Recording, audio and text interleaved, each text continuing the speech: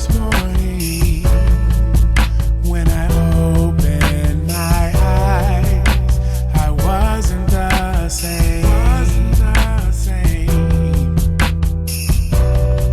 The sun hit my face and I felt God's light, and everything had changed. I had a full heart. Bonjour. Ça va? Comment ça va? I'm learning French.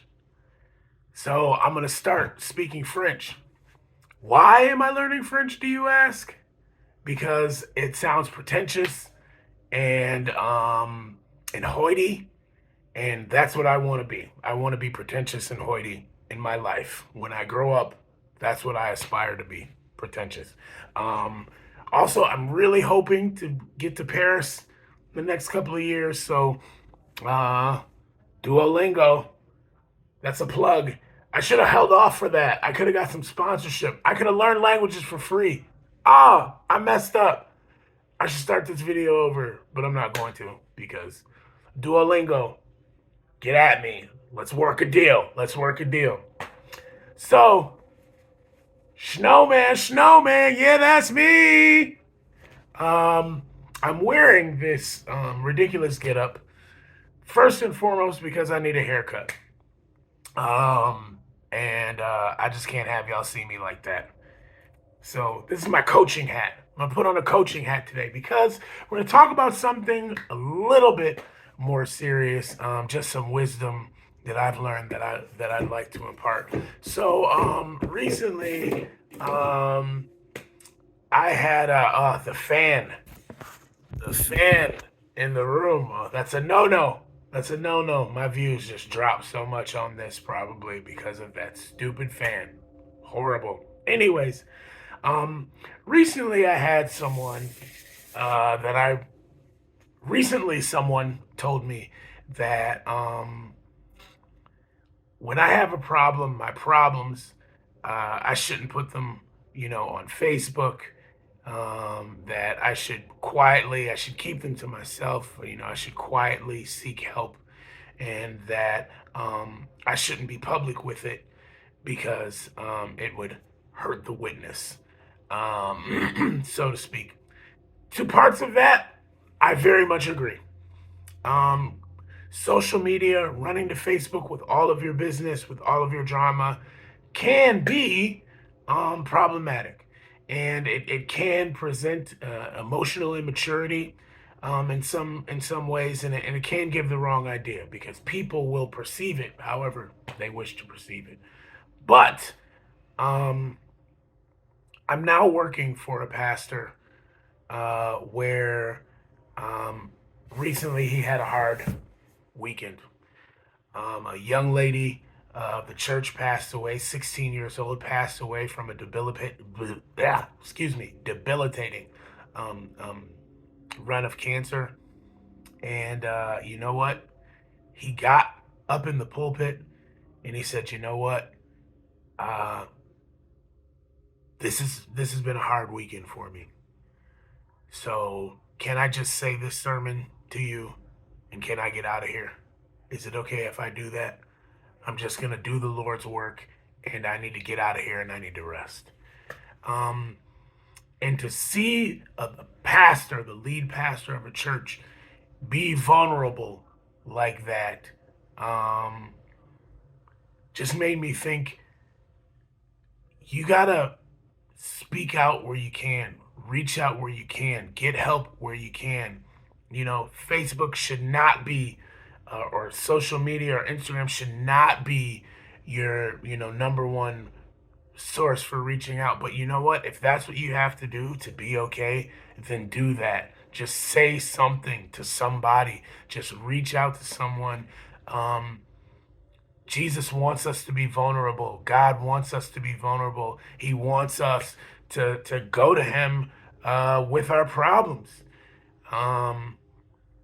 And I just thought seeing the pastor say that, he did it in a much more elegant and professional manner than I did by going to Facebook or anything at all than some of us do. But Whatever the case may be, if you're not okay, get okay however you have to.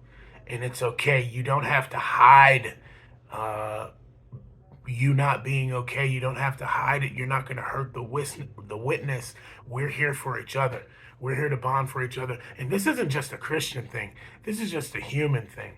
Um, I don't want you to think we're as humans, we're supposed to do this together. Reach out however you got to. Just let someone know that you're not doing okay so that they can help you, however you have to do that. Be wise, exercise discernment. Don't put all of your business, don't put everything out there for the world to see, but it's okay to be vulnerable. And it's okay to say that, however you have to say that.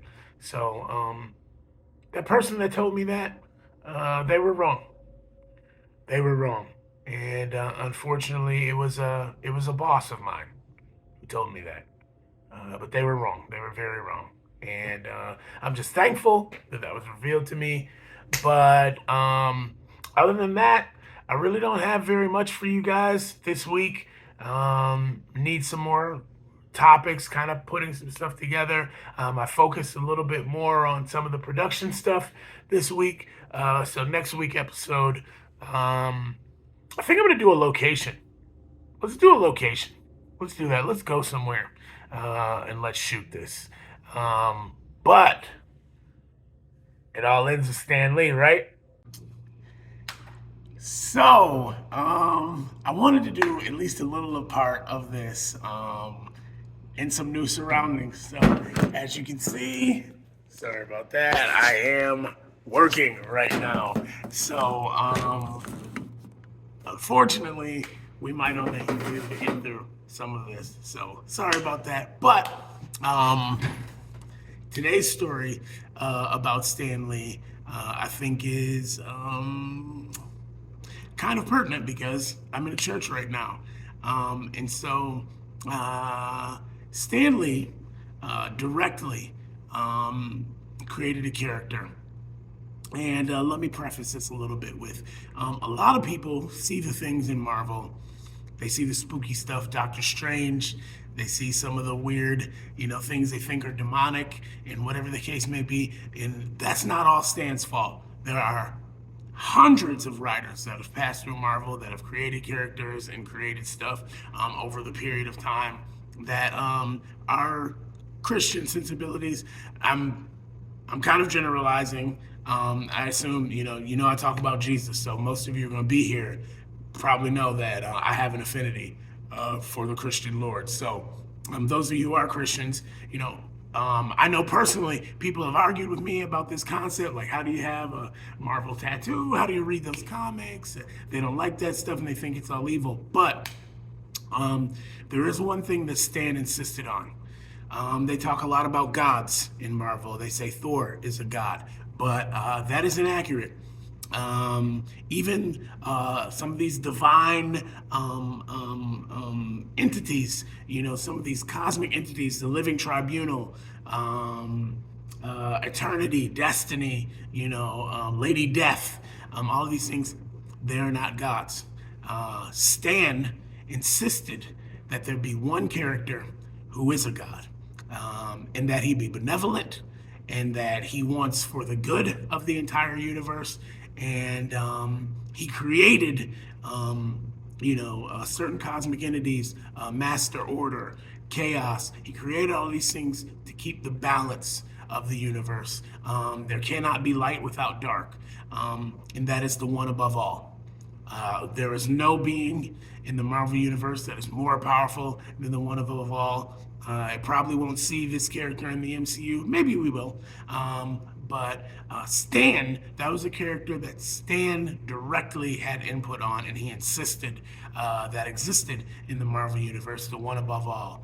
And it is the only true God character in the universe. It has been before the universe was created, will survive after the universe created, and has stepped in a couple occasions, but it's the only God character that Stan Lee had input in and created, and decided they would be a true God in Marvel, and it's the only one, and it is the one above all. So sometimes when people have the affinity, or not the affinity, but when people have some of that you know aggression towards Marvel and Marvel things, they do see all the spooky stuff, all the sort of demonic stuff, Mephisto, things that they think are demons or are called demons or whatever. They're just stories. They're just stories. But Stan put in place something to mirror what he thought was true in the universe. The one above all, a benevolent, a loving, and a caring God who saw to the good of all in the end of things. So, that being said, guys, I'm going to end here. I got to get to service. People are going to start pouring in here. I got to get some music on, matter of fact. I shouldn't do that just yet because I'll probably get a Facebook strike or whatever for that. So anyways, thank you guys for showing up here. Love to spend this time with you. Share, like, subscribe, please. It really helps me a lot. The views that I got on my last video, thank you. Thank you, thank you. It's incredible. You guys are great. And also, tune into the why am I even here or what am I even doing here? Forgive me, Pat. Tune in to my brother, Pat Gavin, his vlog. Like, share, subscribe that. And I'll see you guys next time. Excelsior